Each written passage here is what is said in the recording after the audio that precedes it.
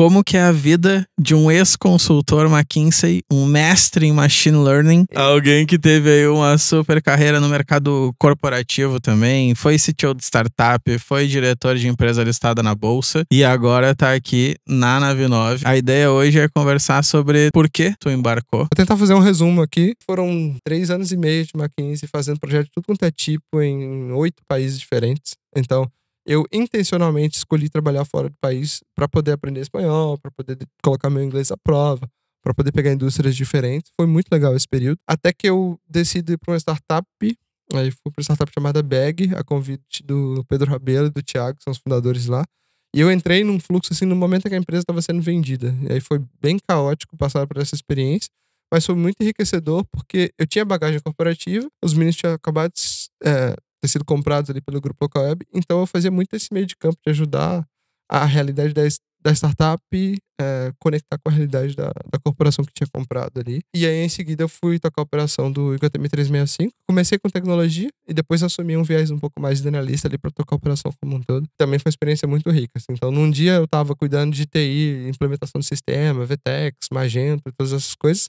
No outro dia, a gente tava, cara, discutindo como é que ia ser o shooting com a influenciadora, não sei o quê, da coleção de tal produto e o escândalo da marca europeia que tinha tido problema com o fornecedor e o São Paulo Fashion Week. Então, acho que eram coisas que passavam por um escopo completamente diferente. Mas é isso que faz com que hoje eu diga que eu sou um generalista de tecnologia e o ponto comum, além da tecnologia, acho que é o meu gosto e o meu prazer por resolver problemas com tecnologia. Que é o principal viés que, inclusive, me conecta com Nave. Assim, eu não sabia, eu não usava o termo tech solver, mas quando eu olho para trás e olho o que eu fazia, como eu fazia, que foi o que me conectou com a McKinsey, com o modelo de problem solving da McKinsey, é essencialmente o coração da Nave. Assim, é o que a gente mais faz e a gente faz muito bem hoje. E aí foi uma decisão muito natural, depois de ter conhecido você, ter conhecido todos os meninos aqui, de falar, cara, isso aqui faz sentido pra mim, né? E até antes de entrar na Nave, eu queria, reforçar um pouco o lance da McKinsey, assim, de hoje quase que é um selo pra ti, assim, um validador.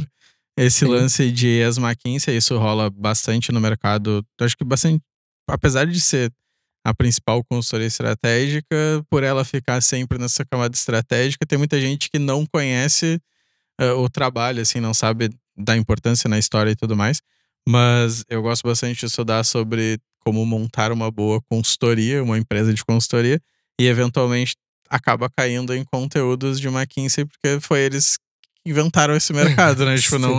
Esse mercado não existia antes da McKinsey da forma que é feito, né? E a McKinsey segue ditando essas tendências, mas tu falou que não conhecia, não sabia o que era.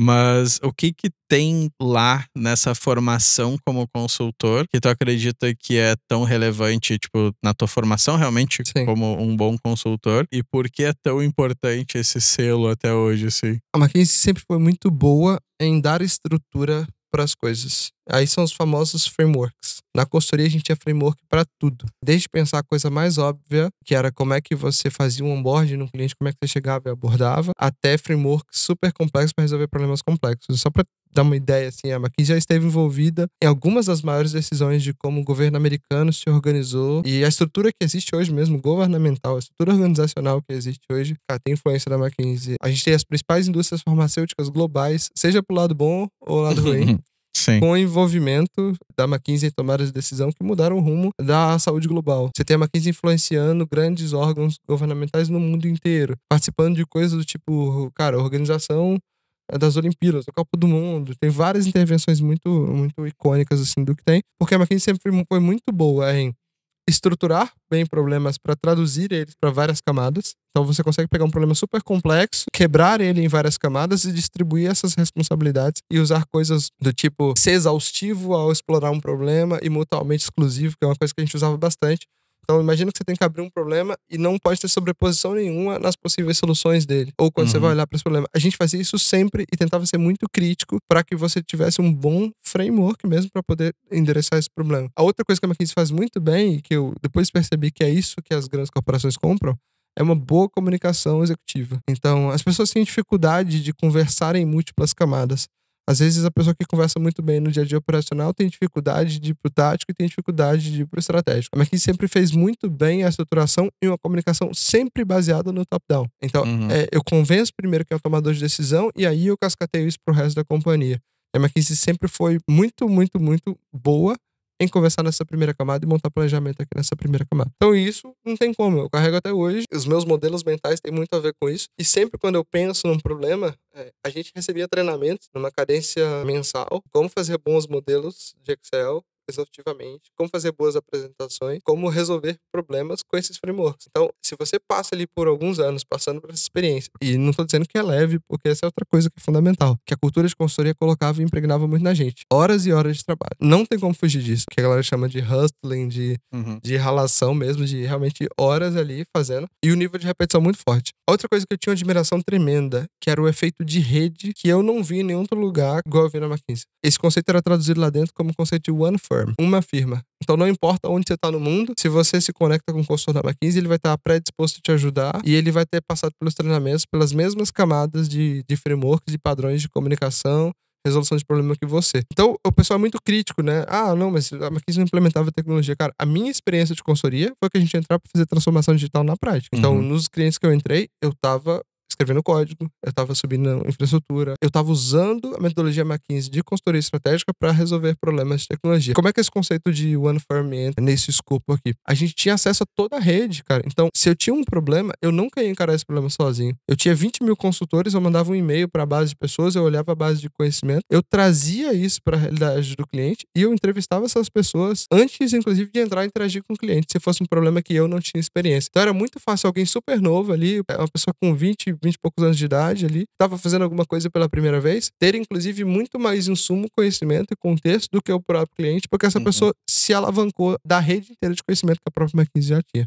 Esse efeito era fundamental na entrega que a gente fazia. E aí, depois dessa trajetória, tu resolveu voltar pro mundo de consultoria, e aí mais focado em tech, realmente, numa firma menor do que todas as outras, infinitamente menor, para participar efetivamente dessa construção. Por que essa decisão de entrar em uma firma que já estava primeiro, porque a decisão de voltar para consultoria, Sim. depois, por que não construir a tua do zero e sim se juntar a outra empresa? A consultoria foi um fator constante na minha vida desde que eu comecei a fazer consultoria. Então, mesmo depois, quando eu saí e estive nessas outras posições, um exercício que eu fazia contínuo era de sempre ter algum cliente que eu estava dando suporte, ou mesmo, sei lá, algum amigo que precisava de algum apoio. Então, eu fiz consultoria continuamente, mesmo não estando na McKinsey depois, utilizando tudo que eu aprendi. E chegou no momento, quando eu decidi sair da minha última posição como executivo, que eu falei assim, eu vou estruturar uma firma de consultoria com ênfase em tech. E aí comecei a fazer no modelo ali de CTO fracional, dedicava algumas horas para ajudar a resolver um problema, principalmente empresas que ainda não tinham caixa suficiente ou tamanho suficiente para trazer um CTO full-time, e porque eu gosto sempre de atuar em múltiplos contextos. E aí foi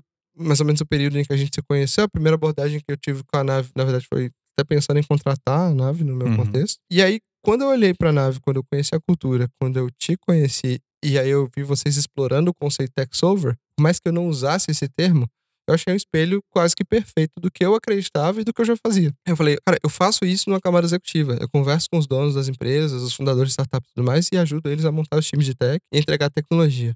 Tem baixíssima previsibilidade. Só que tem sido muito difícil trabalhar com o capital humano, com as pessoas que eu tenho achado nos clientes. Aí quando eu olhei pro espelho dos times da Nave, eu falei, o time já tá treinado, já tá preparado para a resolução de problemas de tecnologia, consegue ter previsibilidade da entrega, tem método, então as pessoas confiam na Nave para poder colocar um projeto de tecnologia e executar. Eu falei, é quase que o match perfeito. Eu já falo na camada gerencial. Se eu puder contar com um time que tem a mesma mentalidade, consegue trazer o mesmo viés de entrega, consegue ser tech solver no operacional, eu tenho um casamento perfeito, assim. E eu falei, não faz sentido construir do zero, vai dar um baita de um trabalho. Os meninos já vêm fazendo esse trabalho há muito tempo. Faz muito mais sentido a gente somar. Eu consigo falar bem com os executivos, a Nave entrega muito bem. Vamos juntar essas duas coisas numa proposta de valor e ver onde a gente vai parar. Foi aí que a gente fez, acho que os primeiros projetos isolados, fizemos meio que, sei lá, freelancer, alguma coisa assim. O cliente tá com a gente até hoje, né? Sim, sim. Esse é o primeiro projeto que eu fiz com a Nave e corresponde ao mesmo tempo que eu tenho de Nave, assim.